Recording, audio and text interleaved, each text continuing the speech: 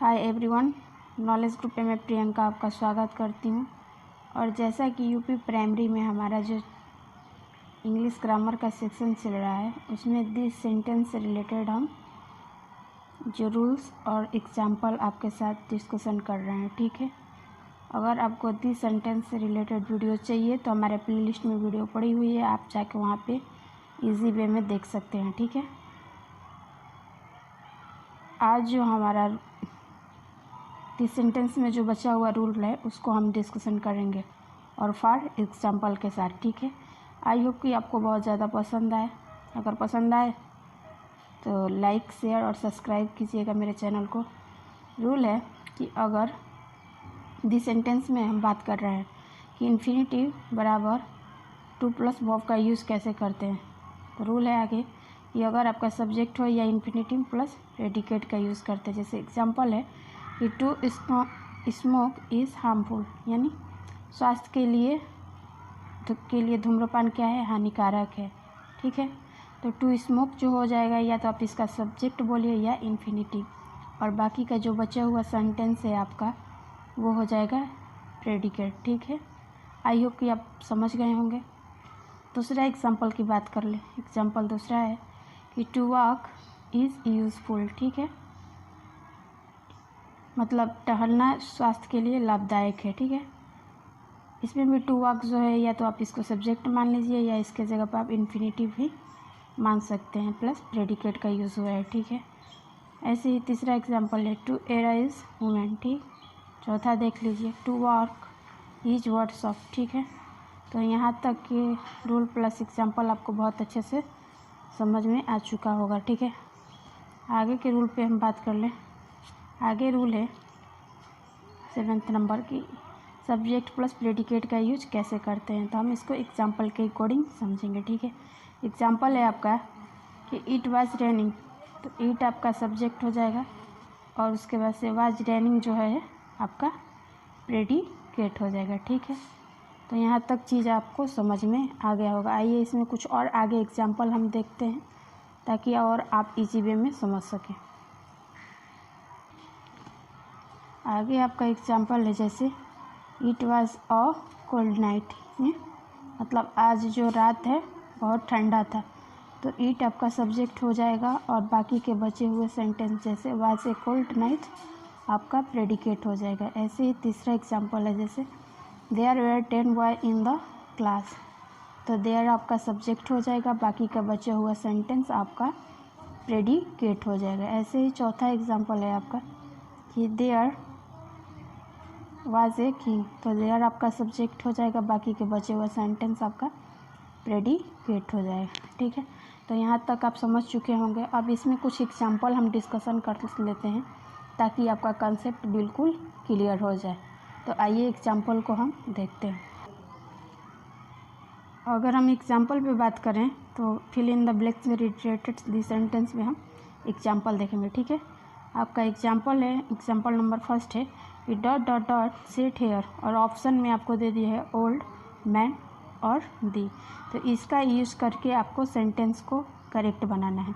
तो जब हम इसका यूज़ करेंगे तो दी हमारा पहले आएगा, उसके बाद ओल्ड आएगा, उसके बाद मैन, उसके बाद सेट हेयर का यूज़ करेंगे।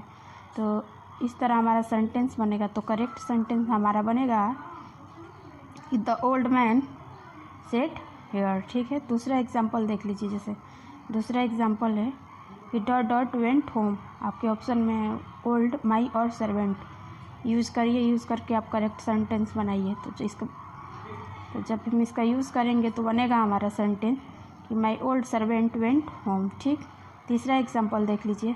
तीसरा एग्जांपल है आपका कि dot dot dot quailed, option में सम, बॉयज़ और नॉटी, आप इसका यूज़ करके सेंटेंस को कैसे करेक्ट बनाएंगे। तो इसका यूज़ करके हम देखिए सेंटेंस को कैसे करेक्ट बना रहे हैं। तो हमारा करेक्ट सेंटेंस बनेगा कि सम नॉटी बॉयज़ क्वेल्ड। ठीक है, चौथा एग्जांपल देख लीजिए। Dot dot is famous doctor, option में है हिज ब्रदर और एल्डर, आप इसका यूज़ करके सेंटेंस को करेक्ट बनाइए। जब हम इसका यूज़ करके सेंटेंस को करेक्ट बनाएंगे तो बनेगा आपका कि his Elder brother is a famous doctor. ठीक है, 5th नंबर क्वेश्चन देखिए, dot dot dot works hard, option में हॉनेस्ट एंड बॉय। ओके, जब हम इसको करेक्ट बनाएंगे तो बनेगा सेंटेंस हमारा कि N honest boy work hard. ठीक है, 6 नंबर क्वेश्चन देखिए, 6 नंबर क्वेश्चन भी फिल इन द ब्लैंक से रिलेटेड है। क्वेश्चन आपका कह रहा है कि dot dot dot come from Mumbai, option में बॉय टेल दैट। ठीक है, तो जब हम इसका करेक्ट बनाएंगे तो बनेगा सेंटेंस कि that tall boy come from Mumbai. ठीक है, आगे 7th नंबर क्वेश्चन देख लीजिए, dot dot dot was given to him on his birthday, option में ए गन शाइनिंग। ठीक है, तो जब हम इसको बनाएंगे सेंटेंस को तो हमारा सेंटेंस बनेगा आपका कि a shining gun was given to him on his birthday. ठीक है, ओके, आई होप कि आपको बहुत अच्छे से समझ में आ गया होगा। ठीक है, 8th नंबर क्वेश्चन देख लीजिए, तो 8th नंबर क्वेश्चन है आपका फिल इन द ब्लैंक से ही रिलेटेड है। क्वेश्चन है आपका कि dot dot dot dance, option में इलेक्ट्रॉनिक्स न्यू डॉल्स। तो जब हम इस सेंटेंस को बनाएंगे तो बनेगा हमारा सेंटेंस कि न्यू इलेक्ट्रॉनिक्स डॉल्स डांस। ठीक है, आगे 9th नंबर क्वेश्चन की बात कर लेते हैं। 9th नंबर भी क्वेश्चन है फिल इन द ब्लैंक से रिलेटेड। क्वेश्चन है आपका कि डॉट डॉट डॉट आर प्रेटली, ठीक है, ऑप्शन में flower in my garden the red. जब हम इस सेंटेंस को ऐड करेंगे तो बनेगा हमारा सेंटेंस कि the red flower in my garden are pretty. ठीक है, तो ये थे दी सेंटेंस से related fill in the blank से रिलेटेड क्वेश्चन। ठीक है, आई होप कि आपको बहुत अच्छे से समझ में आ चुका होगा। ठीक है, चलिए, और इससे रिलेटेड मैं आपके लिए एक वीडियो लेके आऊँगी जिसमें क्वेश्चन प्रैक्टिस रहेगा। ठीक है, तो चलिए आगे जान लेते हैं और आगे क्या हमें डिस्कशन करना है आपके साथ। तो आगे हम बात करेंगे द पार्ट ऑफ प्रेडिकेट के बारे में। ठीक है, तो पार्ट ऑफ प्रेडिकेट के भी 3 पार्ट होते हैं। कितने पार्ट होते हैं? तो 3 पार्ट है। पहला होता है वर्ब, जिसे हिंदी में क्रिया कहते हैं। दूसरा होता है ऑब्जेक्ट, जिसे हिंदी में कर्म कहते हैं। और तीसरा होता है कॉम्प्लीमेंट, या कॉम्प्लीमेंट का हिंदी अर्थ होता है परिपूरक, या आप इसे पूरक भी कह सकते हैं। ठीक है, पार्ट ऑफ प्रेडिकेट के कितने पार्ट होते हैं? तो 3 पार्ट होते हैं। पहला होता है वर्ब, दूसरा होता है ऑब्जेक्ट और तीसरा होता है कॉम्प्लीमेंट। ठीक है, तो यहाँ तक की बातें आपको समझ में आ चुका होगा। अब हम बात कर लेते हैं कि इसमें ऑब्जेक्ट जो होता है उसको 2 पार्टों में डिवाइड किया जाता है। कितने में? तो 2 पार्ट। पहला होता है इनडायरेक्ट ऑब्जेक्ट, जिसे आप अप्रत्यक्ष कर्म कह सकते हैं। और दूसरा होता है डायरेक्ट ऑब्जेक्ट, जिसे आप प्रत्यक्ष कर्म कह सकते हैं। चलिए एक एक करके हम इनकी डिफिनेशन जान लेते हैं। ठीक है, एक एक सेंटेंस का इंट्रोडक्शन आपके साथ कर लेते हैं। सबसे पहले हम बात करेंगे वर्ब के बारे में। ठीक है, वर्ब का हिंदी अर्थ होता है क्रिया। अब बात कर लेते हैं कि प्रेडिकेट का प्रथम तथा प्रमुख भाग, यानी मेन वर्ब भाग, जो करता है यानी सब्जेक्ट के द्वारा किए गए कार्य को व्यक्त करता है, उसे क्रिया कहते हैं। ठीक है, यहाँ तक बात आप समझ चुके होंगे। आगे बात कर लें इनडायरेक्ट ऑब्जेक्ट, जिसे हिंदी में अप्रत्यक्ष कर्म कहते हैं। अब इसकी विशेषता जान लेते हैं कि इसकी क्या विशेषता है। तो ये कह रहा है कि क्रिया से होम, जिसका मतलब क्या होता है होम का, किसको का प्रश्न करने पर जो शब्द उत्तर में आए वो इनडायरेक्ट ऑब्जेक्ट कहलाता है। ठीक है, तीसरा बात कर लेते हैं डायरेक्ट ऑब्जेक्ट के बारे में, जिसे आप प्रत्यक्ष कर्म कहते हैं। यानी क्रिया से कह रहा है कि क्रिया से वाट मतलब क्या का प्रश्न करने पर जो उत्तर आए उसे डायरेक्ट ऑब्जेक्ट कहते हैं। ठीक है, अब बात कर लेते हैं कॉम्प्लीमेंट के बारे में कि कॉम्प्लीमेंट क्या होता है। अब कॉम्प्लीमेंट, ठीक है, जिसे परिपूरक या पूरक कह सकते हैं। ठीक है, तो कॉम्प्लीमेंट को इंट्रोडक्शन होता है कि जो शब्द वर्ब के अर्थ को पूरा करता है उसे कॉम्प्लीमेंट कहते हैं। ठीक है, तो हमने एक एक के इंट्रोडक्शन आपके साथ डिस्कशन की। नोट है कि लिंकिंग वर्ड आपका क्या होता है।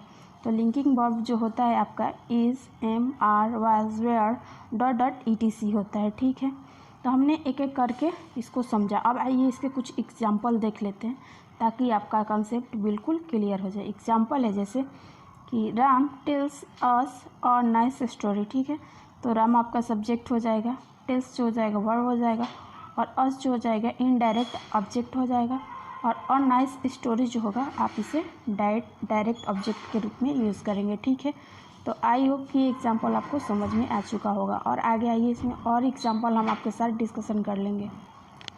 आगे एग्जाम्पल है, जैसे कि Ashok was a king, Ashok क्या था, एक राजा था, तो अशोक क्या हो जाएगा, सब्जेक्ट हो जाएगा, और वाज आपका वर्ब या आप लिंकिंग भी कह सकते हैं, और ए किंग जो है आपका कॉम्प्लीमेंट हो जाएगा। ठीक है, तीसरा एग्जाम्पल देखिए, जैसे my father wrote me a letter. ठीक है, तो माय फादर जो हो जाएगा सब्जेक्ट हो जाएगा, रोड आपका वर्ब हो जाएगा, और मी जो है इनडायरेक्ट ऑब्जेक्ट हो जाएगा, और अ लेटर डायरेक्ट ऑब्जेक्ट हो जाएगा। ठीक है, ऐसे चौथा एग्जाम्पल है, जैसे the old man in the corner in A actor. ठीक है, तो देख लीजिए, दी जो है आपका डिटरमाइनर है, ओल्ड जो है एडजेक्टिव है, मैन है आपका नाउन, और इन द कॉर्नर हो जाएगा एडजेक्टिव फ्रेज, इज आपका वर्ब हो जाएगा, और एक्टर जो है आपका कॉम्प्लीमेंट हो जाएगा। ठीक है, तो एक रूल प्लस उनके अर्थों के साथ हम आपके साथ डिस्कशन किए। ठीक है, तो इस तरह आपका दिस सेंटेंस से रिलेटेड जो चैप्टर है फिनिश होता है,